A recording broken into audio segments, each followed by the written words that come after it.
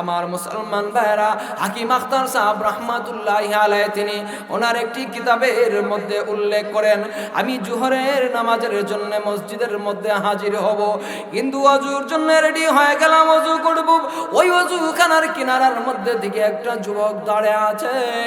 সবার আগে এই যুবকটা এই জায়গার মধ্যে হাজির হয়ে গেছে। ও মুসলমান ভাইরা আমার, ওই যুবকটা কিন্তু তখন ওযু করে না। হাকিম আখতার সাহেব রহমাতুল্লাহি আলাইহি বলেন, আমি ওযু করে নিলাম, মসজিদের ভিতরে প্রবেশ করলাম, নামাজও একদম শেষ করে নিলাম, কিন্তু যুবকটা দেখে একদম ওই জায়গার মধ্যেই দাঁড়ানো, ওযুখানার কিনারার মধ্যে সে দাঁড়ানো, মসজিদের ভিতরে প্রবেশ করে না।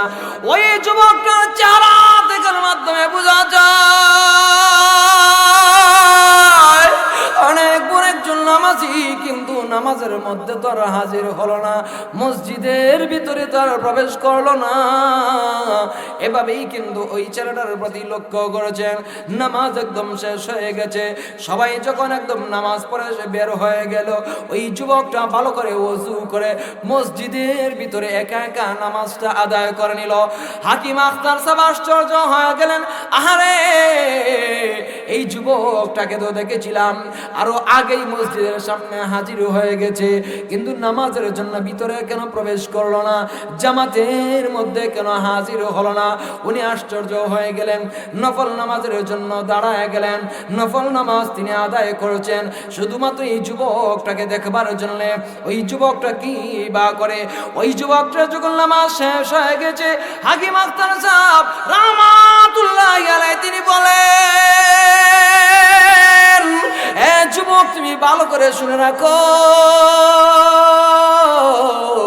আমি তোমাকে দেখলাম নামাজের অনেক আগেই তুমি মসজিদের সামনে হাজির হয়েছো, ওই জায়গায় ওযুটা পর্যন্ত করো নাই। আমি ওযু করলাম, মসজিদের ভিতরে প্রবেশ করলাম, নামাজটা আমি শেষ করে নিলাম, কিন্তু এর ভিতরে তুমি মসজিদের ভিতরে প্রবেশ করলা না। সবাই যখন বের হয়ে গেল, ওই সময় দেখলাম তুমি একা একা নামাজ আদায় করেছো, এত সুন্দর করে রুকু আদায় করেছো, এত লম্বা করে তুমি সিজদা দিয়েছো, আমার কাছে খুবই পছন্দ লেগে গেছে, আমার কাছে খুবই ভালো লেগেছে, এই জন্য আমি বসে থাকলাম। আগে কেন নামাজ পড়লা না? এখন কেন তুমি নামাজ একা একা পড়লা? ওই সময় যুবকটি চোখের পানি ছেড়ে দেয়া কান্দে আর ডাক দিয়ে বলে, আল্লাহর ওলি শুনে রাখেন, আমাকে আর কারণটা জিজ্ঞেস কইরেন না, আমাকে আর কারণটা জিজ্ঞেস কইরেন না, আমি চোখের পানি সামলায় রাখতে পারবো না। এই কারণটা যদি শুধু আমাকে জিজ্ঞেস করেন, তাহলে আমার কলিজা একদম ফেটে যাবে, আমি কলিজা ফেটে একদম মরে যাব। ওই সময় আল্লাহ ওলি তখন বলেন, আরে যুবক, তুমি শুনে রাখো, কলিজা ফেটে মরে যাবে সেটা বুঝলাম, কিন্তু এর কারণটা তো আমাকে বুঝতে দিবা, সামান্যতম হলো আমাকে এই কারণটা বুঝতে দাও।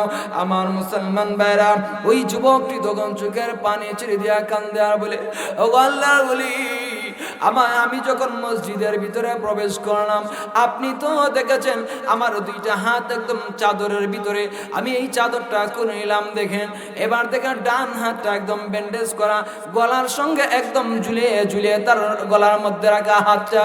আমার মুসলমান ভাইরা, যুবকটি তখন ডাক দিয়ে বলে, আল্লাহর ওলি, ভালো করে শুনে রাখেন, আমার হাত এই যে ঝুলানো, এই হাতটা একদম পছন্দ লেগেছে, এর থেকে খুব বেশি করে দুর্গন্ধ বের হয়, খুব বেশি করে দুর্গন্ধ বের হয়। ওগো আল্লাহর ওলি, আমি মসজিদের ভিতরে যদি প্রবেশ করি, তাহলে মানুষের সাথে কাতারে নামাজের মধ্যে দাঁড়াতে হবে, জামাতে যদি আমি দাঁড়াই, আমার পচা হাতটাকে নিয়ে নামাজে দাঁড়াতে হবে, মানুষেরা দুর্গন্ধের কারণে আমার থেকে দূরে চলে যাবে, আমাকে ঘৃণা করবে, আর মানুষেরা এই দুর্গন্ধটা সহ্য করতে পারবে না। এই জন্যে আমি মসজিদের বাহিরে দাঁড়িয়ে থাকলাম, যেন জামাতের সওয়াবটা আমি অন্তত পক্ষে পাই। আল্লাহর ওলি,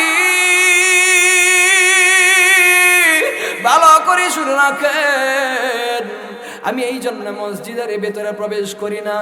সবাই যখন মসজিদ থেকে নামাজ পড়ে বের হয়ে গেল, ওই সময় আমি মসজিদের ভেতরে প্রবেশ করলাম এবং ভালো করে আমি নামাজটা আদায় করে নিলাম। ওই সময় আল্লাহর ওলি বলেন, আরে যুবক, তুমি ভালো করে শুনে রাখো, তুমি কি ভালো কোনো ডাক্তার দেখাও নাই, কোনো ডাক্তারের ট্রিটমেন্ট নেও নাই?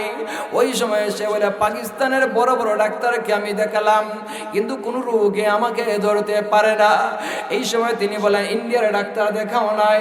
বলে, ইন্ডিয়ান অনেক বড় বড় ডাক্তারকে আমি দেখাইলাম, কিন্তু আমার হাত সামান্যতম সুস্থ হয় না। আল্লাহর ওলি শুনে রাখে, আমি ডাক্তারদেরকে অনেক ডাক্তার দেখালাম, কিন্তু কেউ আমার রোগটাই ধরতে পারে না। আমার হাত পছন্দ ধরেছে, রোগটা পর্যন্ত ধরতে পারে না। কি রোগ হয়েছে? ও আল্লাহর ওলি শুনে রাখেন, আমাকে ডাক্তারগণ যখন বলেছে হাত পচে গেছে, এই সময় আমি আমার ডাক্তারদেরকে বললাম, এই জায়গার মধ্যে পছন্দ ধরেছে, আমার অন্তত পক্ষে হাতের এই জায়গা পর্যন্ত কেটে দেন, তবুও যেন আমি সুস্থ হয়ে যাই। ডাক্তারগণ তখন আমাকে বলল, এই জায়গা শুধুমাত্র নয়, পুরো বডিও যদি কেটে দেওয়া হয় তবুও তুমি সুস্থ হবে না। এর যুবক, তুমি শুনে রাখো, তোমার যে হাত পছন্দ ধরেছে, এর মধ্যে কোনো রোগটা পর্যন্ত ধরা পড়ে না, কোনো সমস্যা ধরা পড়ে না। এই হাত শুধুমাত্র কবজির মধ্যে পছন্দ ধরেছে, এই কবজি নয়, কোনোই পর্যন্ত নয়। হাত পুরোটা যদি কেটে দেওয়া হয় তবুও তুমি সুস্থ হইবা না। আস্তে আস্তে করে পছন্দ ধরে তোমার পুরোটা শরীর একদম পচে যাবে। এভাবেই তোমাকে দুনিয়া থেকে বিদায় হতে হবে। আল্লাহর ওলি শুনে রাখে, ডাক্তারগণ আমাকে এইভাবে বলেছে, আমিও ভালো করে বুঝে নিয়েছি কেনই বা এইটা হয়েছে। আমার তো এমন পছন্দ ধরার কথা না। ওগো আল্লাহর ওলি শুনে রাখেন, এর মূল কারণটা কি আমি এখন বলছি। আমি স্কুল শিক্ষিত আমার একটা মেয়েকে, আমি স্কুল শিক্ষিত আমার একটা বান্ধবীকে বিবাহ করেছিলাম। ওই মেয়েটাকে আমার মা পছন্দ করতেন না, আমার গার্লফ্রেন্ড ছিল। আমি যখন স্কুলের মধ্যে লেখাপড়া করতাম, তার সঙ্গে আমার উঠে বসছিল। আমি তাকে আমার মায়ের অপছন্দ অনুযায়ী বিবাহ করে নিলাম। আমার মা বলেছিলেন, ওই মেয়েটাকে বিবাহ করা যাবে না, কিন্তু আমার মায়ের অপছন্দ অনুযায়ী সত্ত্বেও আমি ওই মেয়েটাকে বিবাহ করে নিলাম। আমি অফিসের মধ্যে চলে যাই, আমার মা এবং আমার স্ত্রী, ওরা দুইজন বাসার মধ্যে থাকে। ওগো আল্লাহর ওলি শুনে রাখেন, প্রতিদিন যখন আমি অফিস থেকে আসি, আমার স্ত্রী আমার মায়ের বিরুদ্ধে অনেক নালিশ দায়ের করে, আমার মায়ের বিরুদ্ধে অনেক ধরনের কথাবার্তা বলে। একদিন আসার পরে আমার স্ত্রী বলে উঠলো, আজকে যদি বিচারটা না করো, তোমার সঙ্গে আর সংসার করা যাবে না, তোমার সঙ্গে কিন্তু আমি আর থাকতে পারবো না, আমি একদম চলে যাব। তাহলে সমস্যাটা কি হয়েছে?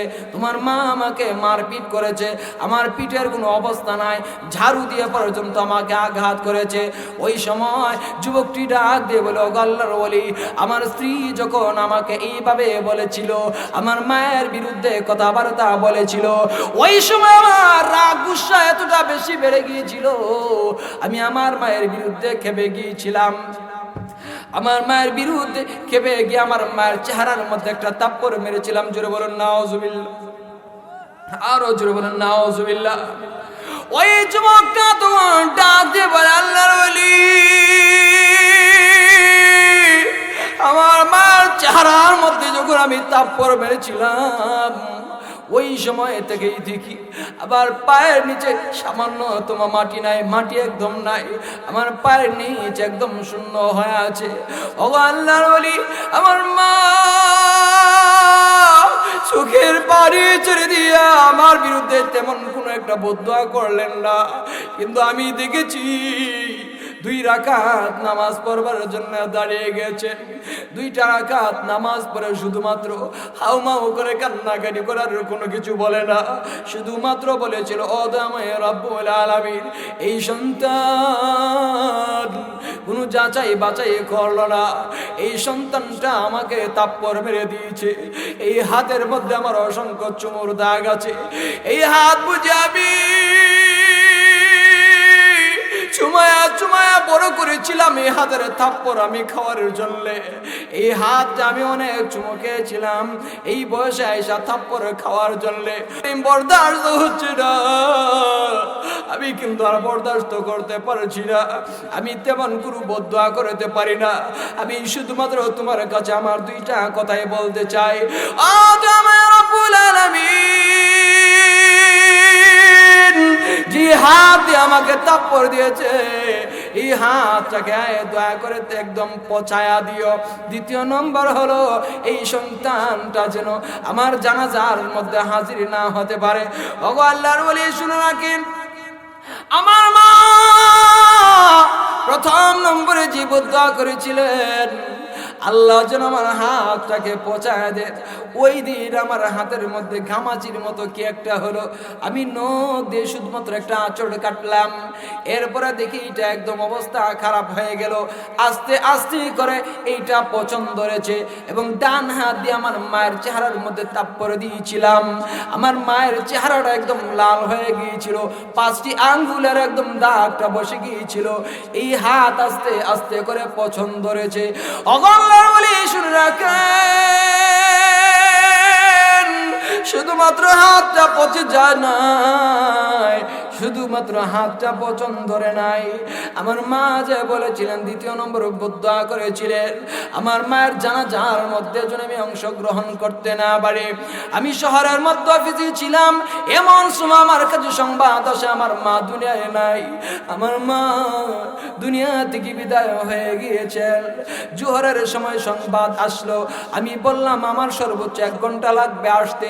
ঠিক আছে, আসরের নামাজের পরে জানাজার সময় দিয়ে দাও। ও মুসলমান ভাইরা আমার, যুবককে তখন ওই দিন এমন বিপদের মধ্যে পড়ে গিয়েছিল, এশার নামাজের সময় হয়ে গেল, কিন্তু ওই সময় সে জানাজায় অংশগ্রহণ করার সুযোগটা পর্যন্ত পেল না।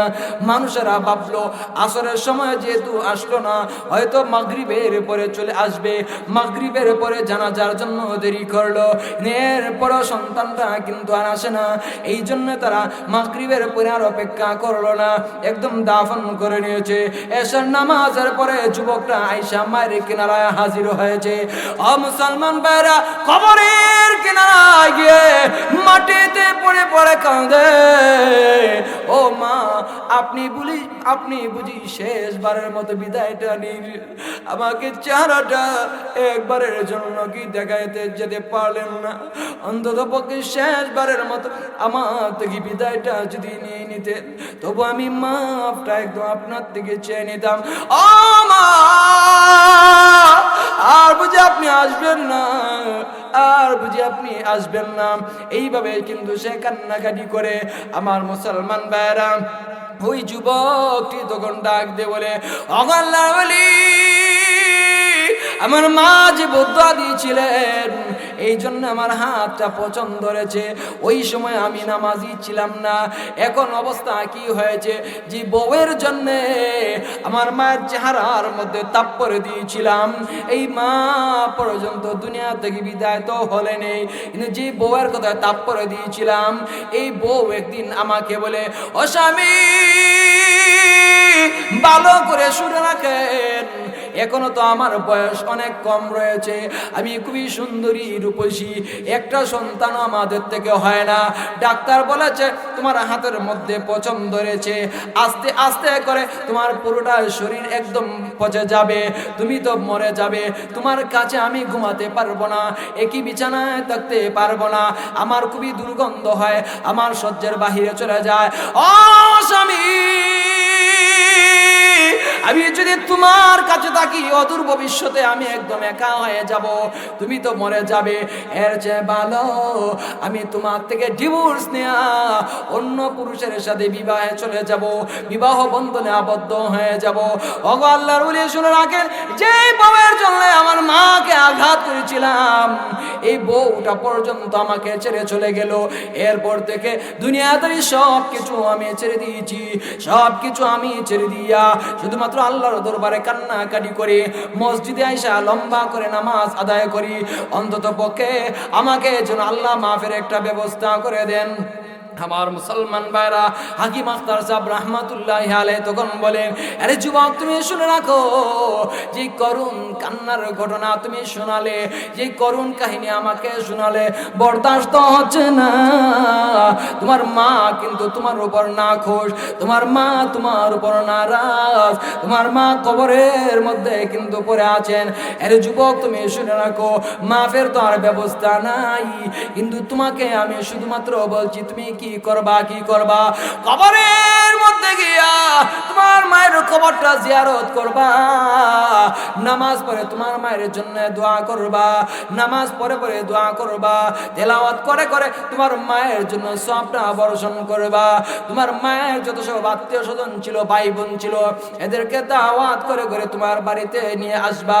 তোমার মায়ের যত বান্ধবী ছিল, এদেরকে মাঝে মধ্যে দাওয়াত করে নিয়ে আসবা, এদেরকে কিছুটা হাদিয়া তোফা দিবা, এবং বেশি করে তোমার মায়ের জন্য, অপরাধ মাফের জন্য আল্লাহর কাছে বেশি করে দোয়া করবা, কান্নাকাটি করবা। হয়তো আল্লাহ তোমাকে এই ধরনের আযাব গজব থেকেও মুক্তি দিতে পারেন। জোরে বলেন সুবহানাল্লাহ। এবার দেখতে পেয়েছেন, মা বাবাকে যদি কষ্ট দেন, মা বাবাকে যদি সামান্যতম কষ্ট দেন, লাভ হবে? আরো জোরে কোন, মা বাবাকে কষ্ট দেওয়ার মাধ্যমে কোনো দিন আপনার ফায়দা হবে না। যদি কষ্ট দেন তাহলে দুনিয়াতে এর কিছুটা বদলা হলো পেয়ে যাবেন। একজন লোক তার বাবাকে গলায় এভাবে গামছা বেঁধে দেখা যায় রাস্তা দিয়ে নিয়ে যেতেছে। গামছা বেঁধে বৃদ্ধ বাবা, এখন তার ছেলের সঙ্গে কিছু করতে পারবে না, ঠিক কিনা? গামছা বেঁধে যখন গলার মধ্যে গামছা বেঁধে নিয়ে যায়, ওই সামান্য দূর যাওয়ার পরে একটি গাছের নিচে যখন গেল, গাছের নিচে যাওয়ার পরে বলে, বাবারে এই জায়গা পর্যন্তই রাখো, আর সামনে নিও না, কারণ আমার বাবাকেও গামছা বেঁধে এই গাছ পর্যন্ত আনছিলাম, অতএব এই জায়গা পর্যন্তই আমার রাখো, এর বেশি আর নিও না। দুনিয়া বদলার জায়গা কিনা? তার বাবাকে গলার মধ্যে এইভাবে গামছা বেঁধে গাছ পর্যন্ত নিয়ে গিয়েছিল, কিন্তু শেষ পর্যন্ত এই ছেলেটাও যখন কি হয়ে গেল, একদিন বাবা হয়ে গেল, তার সন্তান তাকে গলার মধ্যে গামছা বেঁধে তাকে নিয়ে গেল এই গাছ পর্যন্ত। অতএব দুনিয়া হয়েছে বদলার জায়গা। মা বাবাকে কষ্ট দিবেন, সামান্যতম কষ্ট দিবেন, ফায়দা হবে? আরো জোরে বলেন। মা বাবাকে কষ্ট দেওয়ার মাধ্যমে কেউ কোনোদিন সফল হতে পারবে না। দুনিয়াতেও ক্ষতিগ্রস্ত হবে, আখিরাতেও ক্ষতিগ্রস্ত হবে। এই জন্যে আমাদের যাদের অনেকের মা নাই বাবা নাই, আমাদের যাদের মা নাই বাবা নাই, যাদের মা নাই বাবা নাই, তারাই একমাত্র বুঝে মা বাবা হারানোর কেমন বেদনা, ঠিক কিনা? এখন যতই কান্নাকাটি করুক, এদের মা বাবা আর ফেরত আসবে? আরো জোরে বলেন, মা বাবা কি আর ফেরত আসবে? কবরের কিনারা যদি 1000 বার কান্নাকাটি করে ফেরত আসবে? ফেরত আসবে না। কিন্তু মা বাবা যখন জীবিত থাকে, ওই সময় যদি কদর করে, মূল্যায়ন করে, সম্মান প্রদর্শন করে, তাহলেই কিন্তু ফায়দা হবে, এবং পরকালীন জিন্দিগিতে এবং দুনিয়াতে উভয় জগতে ফায়দা হবে। জোরে বলেন ঠিক কিনা?